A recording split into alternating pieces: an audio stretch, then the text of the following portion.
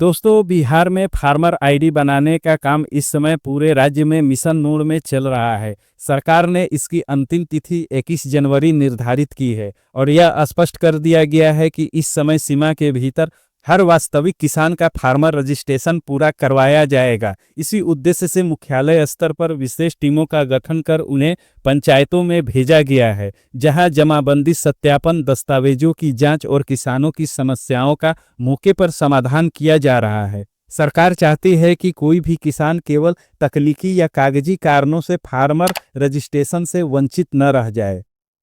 Farmer ID बनवाने में किसानों के सामने जो सबसे बड़ी समस्या सामने आ रही है वह यह है कि बड़ी संख्या में किसानों की जमीन उनके नाम पर दर्ज नहीं है। बिहार में आज भी अधिकांश जमीन पिता, दादा या परदादा के नाम पर जमाबंदी में दर्ज है, जबकि खेती वर्तमान पीढ़ी के किसान कर रहे हैं। विभागीय नियमों के अनुसार फार्मर आईडी उसी व्यक्ति का बनाया जाना है जिनके नाम पर जमीन और लगान रसीद हो। इसी कारण ऐसे किसान रजिस्ट्रेशन प्रक्रिया में आगे नहीं बढ़ पा रहे हैं। इसका समाधान यह है कि यदि हिस्सेदार सहमत हैं तो किसान आपसी सहमति के आधार पर बंटवारा करवा ले और जमीन अपने अपने नाम करवा लें।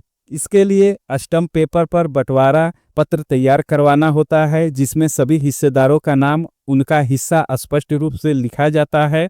इस पर गांव के 4 या 5 गवाहों के हस्ताक्षर कराए जाते हैं। उसके बाद सरपंच से एक वंशावली बनवानी होती है, जिसमें उसी व्यक्ति से वंश वृक्ष को शुरू किया जाता है जिसके नाम से वर्तमान में जमाबंदी कायम है, और वर्तमान उत्तराधिकारी तक पूरा विवरण दर्शाया जाता है। इन दस्तावेजों के साथ बिहार भूमि पोर्टल पर जारी नए पार्टीशन मोटेशन लिंक के माध्यम से आवेदन किया जाता है। यह आवेदन किसान स्वयं भी कर सकते हैं, और यदि प्रक्रिया समझ में ना आए तो आप अपने नज़दीकी जो सीएससी सेंटर होता है वहां से भी आप आवेदन करवा सकते हैं। चूंकि फार्मर आईडी का कार्य मिशन मोड में चल रहा है, इसलिए ऐसे नामांतरण आवेदनों पर तुरंत कार्रवाई की जा रही है और जमाबंदी किसानों के नाम से कायम की जा रही है।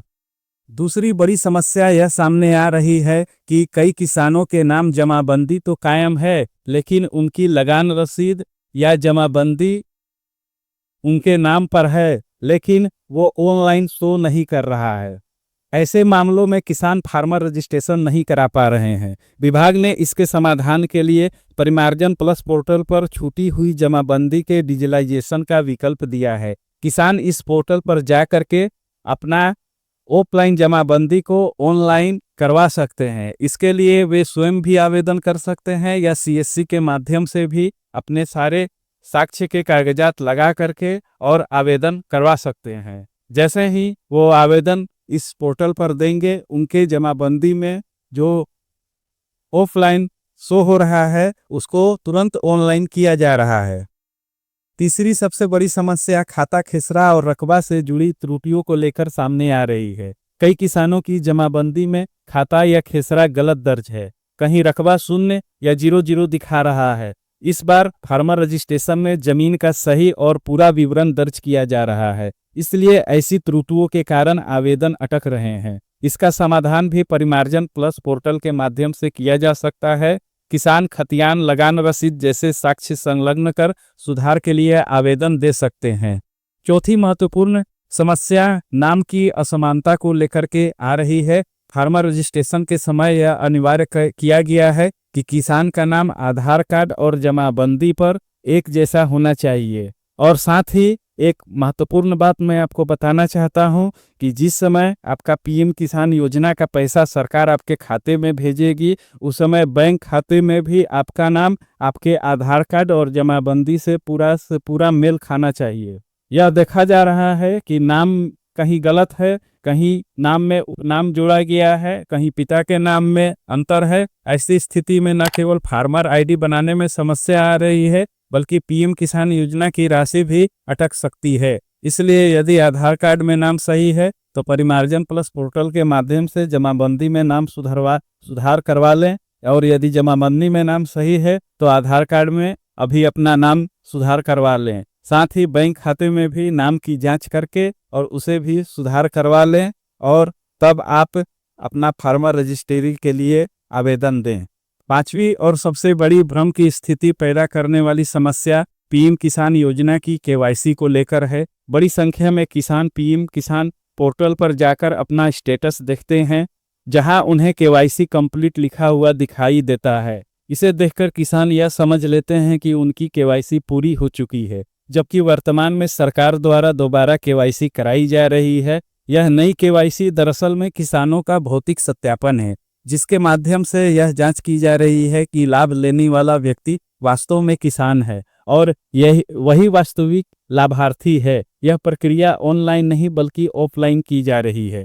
पंचायत स्तर पर लगाए गए फार्मर आईडी शिविरों में क्षेत्रीय कोऑर्डिनेटर और सलाहकारों के द्वारा किसानों का फोटो लिया जा रहा है और फेस स्कैन के माध्यम से सत्यापन किया जा रहा है। सरकार द्वारा उनके मोबाइल में विशेष ऐप दिया गया है, जिसके माध्यम से यह केवाईसी की प्रक्रिया पूरी की जा रही है। जिन किसानों का यह भौतिक सत्यापन पूरा नहीं होता है, उनका फार्मर आईडी और पीएम किसान योजना से संबंधित भुगतान प्रभावित हो सकता है और उनका फार्मर आईडी भी नहीं बनेगा। प्रशासनिक अधिकारियों का कहना है कि यदि किसान जमीन का नामांतरण, जमाबंदी का डिजिटलाइजेशन, खाता खेसरा सुधार, नाम की एकरूपता और पीएम किसान केवाईसी जैसी सभी प्रक्रियाओं को समय रहते पूरा कर लेते हैं, तो फार्मर आईडी बनवाने में कोई बाधा नहीं आएगी। सरकार का उद्देश्य स्पष्ट है कि कोई भी वास्तविक किसान योजना के लाभ से वंचित न रहे। इसलिए किसानों से अपील की जा रही है कि वे अंतिम तिथि का इंतजार न करें, स्वयं या सीएससी के माध्यम से आवश्यक सुधार कराएं और फार्मर रजिस्ट्रेशन की प्रक्रिया को पूरी करें, ताकि भविष्य में मिलने वाली सभी कृषि योजनाओं और आर्थिक सहायता का लाभ बिना किसी रुकावट के प्राप्त किया जा सके। दोस्तों, जैसा कि आपको मालूम है, प्रधानमंत्री किसान सम्मान निधि योजना के तहत केंद्र सरकार द्वारा हर साल 6,000 रुपये की राशि सहायता के रूप में किसानों को दी जाती है और इसके अलावा चुनाव के समय बिहार सरकार घोषणा की थी कि 3,000 अतिरिक्त रुपए भी इस योजना में राज्य सरकार अपने तरफ से देगी। तो इस तरह अब जो है इसमें कुल 9,000 रुपये आपको मिलने वाले हैं। अगर आपका फार्मर आईडी कंप्लीट बन जाता है तो आगे चलकर इसका लाभ आप पूरी तरह से ले सकते हैं। तो उम्मीद है दोस्तों, वीडियो में बताई गई बात आप समझ गए होंगे और आगे भी इसी तरह की जानकारी के लिए इस चैनल को सब्सक्राइब करके बेल आइकन को दबा दीजिएगा, ताकि आगे भी वीडियो का नोटिफिकेशन आपको मिलता रहे। धन्यवाद।